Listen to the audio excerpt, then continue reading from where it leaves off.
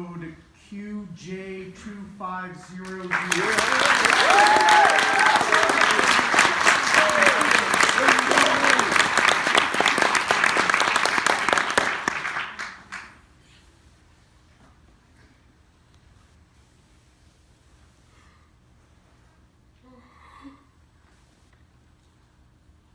Stay woke, baby creeping. They gon' find you.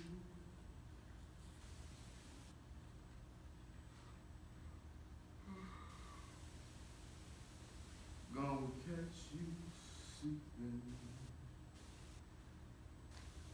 So stay woke. I'm tired of being woke. Tired of being the know-it-all? No.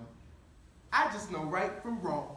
Black millennials be the poster child for having their shit together, ready to moisturize those who don't know the truth. But the thing is, we don't know the word woke is defined as a heightened state of social, political, and cultural awareness.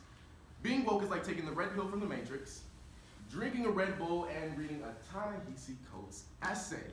When woke first popped into the universe of the black vernacular, it was cool, clever, descriptive. But, like everything else, including dabbing, once white people found out about it, they ruined it. Shut up! Are you saying that I hate black people? No one's saying you're racist. I mean, you are, but no one. What you have is more specific. You have Negroid-phobia. That's a blackface lie. One of my neighbors is African Americans, and I know the full theme song to The Fresh Prince of Bel-Air. How can I be racist? I don't want to be an activist today. Because I'm tired. Because I can't remember these names. Too many names. And the TV told me another tragic story. Another antagonist cop, another protagonist shot. And here I am, screaming at the TV while the plot thickens. To be a Negro in this country, and to be relatively conscious, is to be enraged almost all the time. James Baldwin.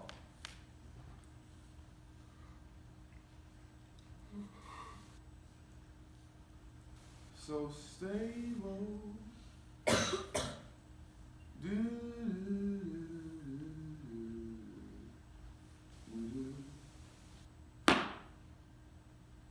In April of 2018, the University of San Francisco launched their Check Your Privilege campaign, a campus-wide initiative to raise student and staff awareness of social inequality and privilege. The founders explained, if you don't have to think about it, it's a privilege. A concept that black Americans are far too familiar with. Whether it's the choice to be apolitical or newly found wokeness, privileged bodies are able to choose if and when they want to be concerned about the pressing issues of today.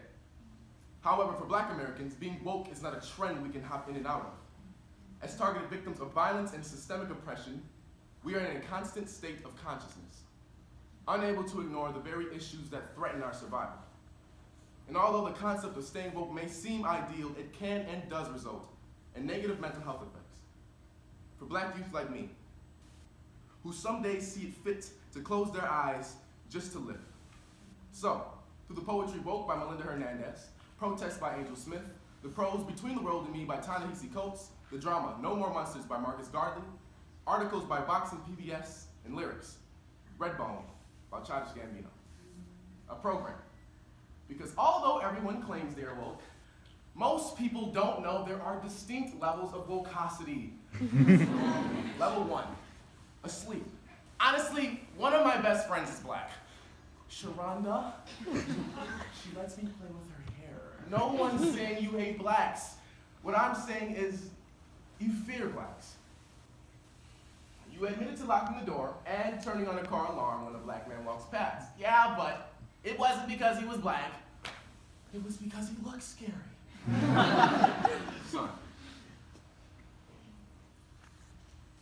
I'm writing you because writing you because this was the year you saw Eric Garner choked to death for selling cigarettes, because you know now that Renisha McBride was shot for seeking out help, that John Crawford was shot down for browsing in a department store, and you have seen men in uniform murder an innocent child whom they were oath-bound to protect, because I feel more like an undertaker than an activist. Because I'm tired of cleaning these blood social media rights on my fingers, making Twitter feed eulogies, posting Instagram pics, because all Fox News got are mugshots. The effects of activist burnout can be especially acute for marginalized groups. And if they're organizing with direct implications to their own lives, activist efforts can lead to past trauma or vicarious trauma. Being woke means that I'm a walking diaspora, in which white folks stay poking, prowling, picking through my skin like cotton gonna appear from thin air. Man, I gotta eat, sleep, drink, be fluent. And what's good, my nigga? And good afternoon, sir. Level 2, groggy. Negroid phobia is a fear of people of African descent, primarily black men, just like arachnophobia, a fear of spiders, cyclophobia, a fear of bikes. Negroid phobia is a fear of niggas. This fear you have is real. And really screwed up. That's why I invented a cure. So what do I have to do? Simple. All you have to do is put on this hoodie. Son.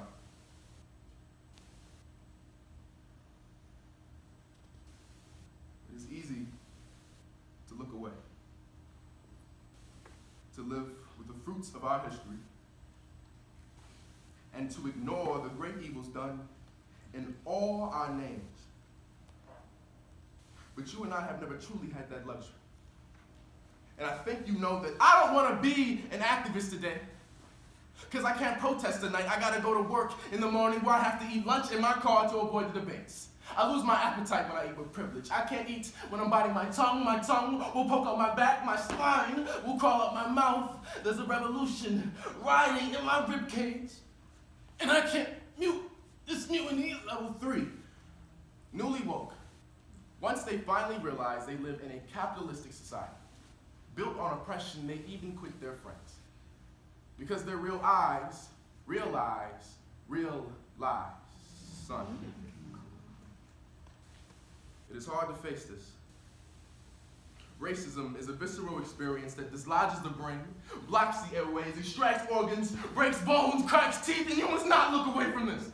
You must always remember the sociology, the economics, the history, charts, graphs, all regressions land with violence upon your body. Level 4, eyes wide open. Level 5.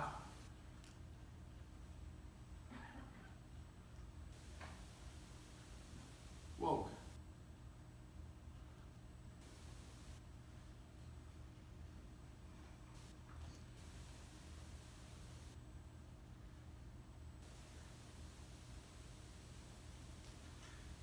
I don't want to be an activist today.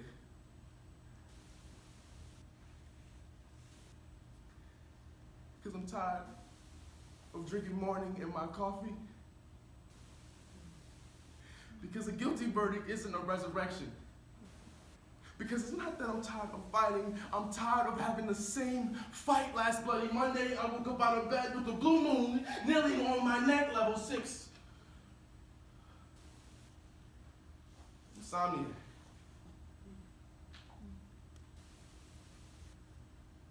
I want to nap. I want to be happy. I'm not happy. We got tired of picking up bodies just to bury them again. Can I cry for my pain, all my tears, property of the protest too? Because some days I just want to say, fuck change. And it's also true.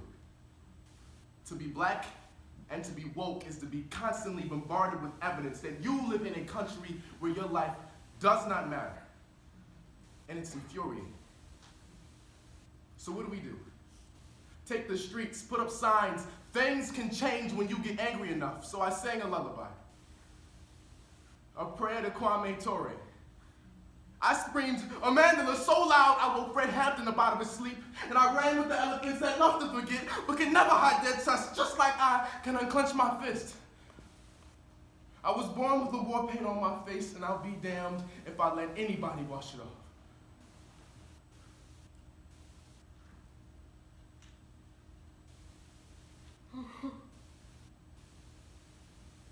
So stay woke,